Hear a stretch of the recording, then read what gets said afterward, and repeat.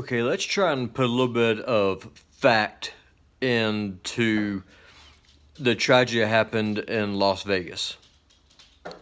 The media, Jimmy Kimmel, the talking heads on CNN, they all have one thing in common. They are exploiting this tragedy and using it to condemn the NRA. They are using the brutal murder of 59 people and the wounding of over 500 more at the hands of some deranged lunatic as a justification to attack yours and mine Second Amendment rights. They're saying the problem is that as free men and free women, we have the right as Americans, as codified in the Bill of Rights and the Second Amendment, that responsible gun owners are the problem in this country. And I just have a couple of questions. First of all, who made Jimmy Kimmel the moral authority on anything? His opinion is not fact. Second of all, they are going after the NRA with a vengeance. There have been left-wing pundits and agitators online who have basically called NRA members terrorists. Jimmy Kimmel says that the NRA actively buys and bribes politicians. That's simply not true. The NRA is made up of 5 million people who pay a $10 a month due for the most part. Some people are life members, they've paid in, but the vast majority buy a year or a 2-year membership for $10 a year. They do it, they are engaged because our Second Amendment rights are important to us. As American citizens, our rights are important to us. The NRA can't buy a politician. They can't write a check. If you go and look at the most prolific lobbying groups as far as expenditures go, the NRA is nowhere near the top. The NRA's strength is in mobilizing people in its base to get involved politically. They don't buy politicians. The strength of the NRA is that they notify their constituency, their members, about the issues, using facts with those issues. And frankly, gun owners are very engaged. That's the strength of the NRA. That's why the NRA is so powerful. That's why the NRA is so effective. This demonizing the NRA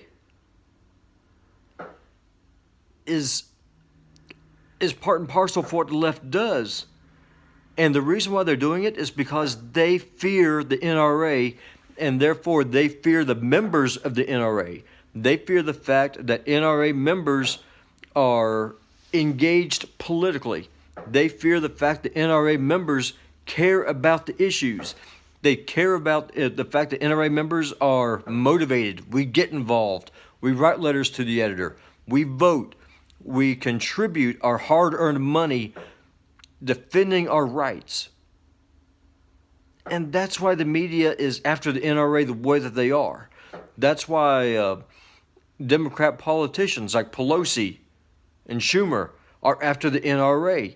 They fear your political power. They fear the fact that the NRA gives you a voice.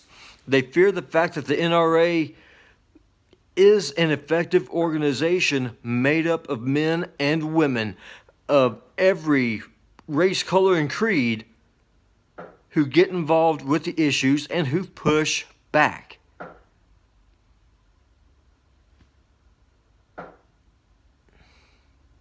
Listen, gun control could not have stopped what happened in Las Vegas. That man, Mr. Paddock, passed every kind of background check that exists. He had no criminal record. His family said he was not a gun enthusiast. He's never been in the military. There was absolutely nothing that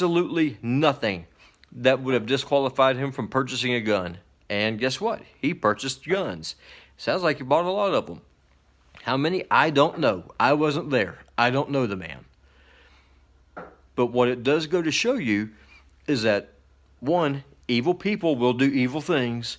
And second, it shows you that background checks don't work. And I'm going to close with this. You know, they keep talking about how this is the worst mass shooting in modern American history. Okay, that's true. And the one before that was the Pulse nightclub, I believe it was. Except here's the thing, that wasn't a mass shooting. That was a terrorist attack that happened in a gun-free zone. An Islamic radical went into a gay bar and shot the place up. Killed as many people as he could. Virginia Tech, once again, another gun-free zone where the only thing that the faculty and the students can do is hide under their desks and hope and pray that the shooter didn't go in and get them next. Am I saying that if people had been armed at the country concert in Las Vegas, would that have done any good in this instance? I honestly can't say. It sounds like the man was sniping folks from a couple hundred yards away. Handguns not do a whole lot of good in that situation. But what I am saying is that gun control is not the answer. What I am saying is that the NRA is not the problem. What I'm saying is that responsible gun owners like myself are not your problem. The problem is that there are evil people in this world, and evil people are going to find a way to do evil deeds. That is what I'm saying. That is the reality. Government cannot protect you. Gun-free zones cannot protect you. I'm going to close with this. You know, a lot of people are saying, well, if guns are completely banned in America, this can never happen. Okay, let's just say, for sake of argument, you manage to do that. Let's say if you make us into a gun-free utopia like France is, I'm going to point out the fact it still won't work. You got Charlie Hebdo and the Battle Theater, where people were slaughtered like sheep because they had zero method of fighting back whenever they were attacked by extremists armed with rifles. Compare that with the school shooting that was stopped in Pearl, Mississippi by the principal, who went and he got his gun out of his truck and stopped the shooter. Compare that with the Appalachian School of Law shooting that was stopped when students got their firearms and they stopped the shooter. You don't hear about that because it doesn't fit the narrative. Don't take my word for it. Hop on Google. Check it out. If you're a gun owner and if you're not a member of the NRA, you need to join today. Your rights are going to be under attack in a way that they haven't been under attack before. If you're a libertarian, you need to look strongly at joining the NRA. If you are in any way concerned about the preservation of your gun rights, you need to turn my video off right now, go to NRA.org, and you need to sign up. You need to join. Because our rights, I promise you, are going to be under siege in a way that we've not seen in a generation. And if we don't stand up, if we don't push back, if we don't resist this, we will lose our rights. This is not a time for Monday morning quarterbacking. This ain't a time for sitting back and saying, oh, well, Robbie or Joe or Thomas is going to fight for me. No, it's time for you to get up. It's time for you to put some skin in the game. It's time for you to get engaged. It's time for you to take a stand.